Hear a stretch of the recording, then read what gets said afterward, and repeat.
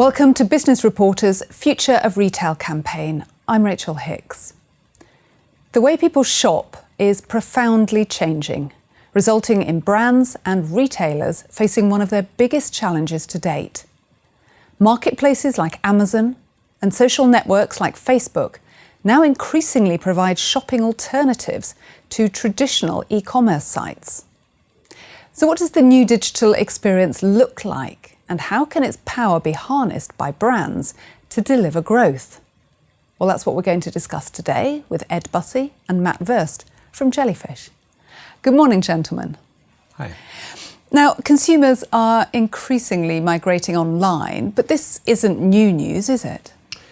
No, they are migrating online at increasing speed, but there's another huge paradigm shift underway, which is those consumers that have historically been buying products from the sites and apps that a brand or retailer owns and controls are now increasingly engaging with those brands within third-party platforms. So that could be a social media channel, it could be a retail marketplace, or even a search engine. We call that distributed commerce.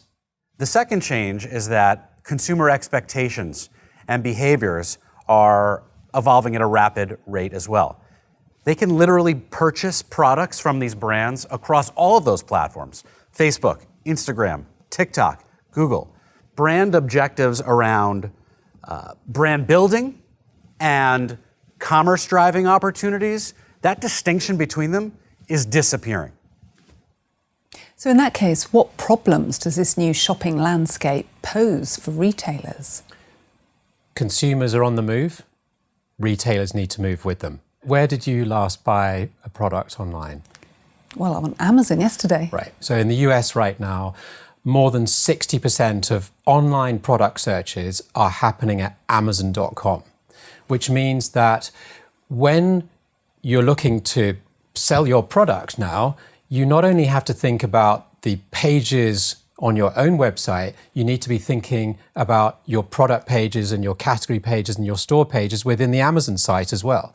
And it's not just Amazon, it's also Alibaba, Farfetch, Matches, Sephora. So all of these different platforms that are emerging are becoming significantly more important now.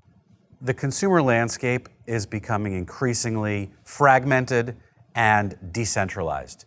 The brand challenge for marketers, for retailers, is to understand that consumer behavior as well as help guide and direct it. It's a competition for real estate in users' news feeds on the platforms. We're competing against not just other brands and marketers like we were traditionally, but against influencers and millions of other creators.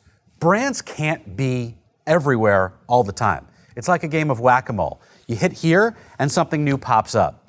And that ultimately is our challenge. And it really is, isn't it? What is the financial impact of this new world order on retailers? For the retailers and brands who don't respond, it's nothing short of potentially catastrophic, because this train has already left the station. And on the other hand, though, it also represents a huge opportunity. The brands that engage with their audiences in those platforms have the opportunity now, in a way they've never had before, to tap into ready-made, ready-to-go audiences that, to all intents and purposes, the platforms have paid to acquire. Your job now as a retailer or a brand is to figure out how do you find those groups, those tribes of consumers that you're looking for, and how do you best engage with them. And that could be, for example, if you're looking for Japanese, Gen Z consumers who are passionate about beauty, finding those niche cosmetic beauty marketplaces, etc., and tapping into those now. And that is a far less expensive way of building your customer base than trying to build that from scratch yourself, in most cases. We know that budgets to create, to distribute, to amplify, and even measure content are not unlimited. So in that case, Matt, how do brands overcome this problem and turn it to their advantage? That's what's so exciting about this opportunity, this moment in time, is that we not only have an opportunity, but we have an obligation to blow things up, to create a new plan, a new blueprint that thinks about strategy and tactics in a different way. That may mean partnering with those platforms in a different way. It may also mean rethinking the types of resources, the talent that we have on hand. What skill sets are required to create this type of omni-channel content? I'm an ex-retailer. I understand that when you hear this, you potentially think, oh my gosh, yet another challenge I've got to deal with on top of everything else. But actually, when you take a step back and you look at the basics of what we're talking about, it is entirely analogous to what the retail sector has already proven it can do well in the offline environment. So retailers already understand about how to merchandise their products. So if you're selling in a shopping mall, where do you want your store? The same principles need to be applied in a digital platform context. And that's really all we're talking about. The difference is different tools and a significantly greater degree of measurement is needed. Sounds great, but how can Jellyfish help retailers solve this better than anyone else, Matt? Two of Jellyfish's superpowers are its people and its partnerships. Our people bring together this unique convergence of left brain and right brain capabilities. Expertise in analytics and insights, the ability to look at data and understand how to make recommendations. There's also a really great, deep-rooted, long-standing set of relationships with our partners, the platforms themselves, Google, Facebook, and Amazon. These go really deep and not only help us understand what's new and what's next with these platforms, but how consumers are specifically engaging in these platforms and how to develop that content. The third superpower is performance. We think about it in two ways.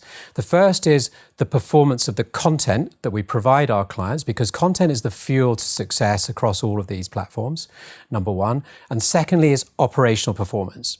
When we work, for example, with a client to optimize their product pages right at the final stages of the consumer's journey, we're looking to deliver uplifts of 30 to 40% of browsers into buyers. Operational performance. This is where Jellyfish has something which is truly exceptional. And that is, we have purpose-built a capability that can produce content at a speed, scale, and quality consistency that no one else in the market can. Just to bring that alive in terms of numbers, we're producing 5 million words, images, and videos every month at the moment for over 100 different e-commerce brands around the world, many of the leading e-commerce names, eBay, Louis Vuitton, Tommy Hilfiger, Marks and Spencer's, etc. And we're doing that at an efficiency that is impossible to deliver through the traditional model or in-house. And we're able to do that with any type of content, in any language, and in any format, from the start of the consumer journey, when they first see some media, right the way through to the product page. Quite inspirational. Ed Bussey and Matt Verst, thank you both very much for joining us from Jellyfish. Thank you, my pleasure. Thank you very much.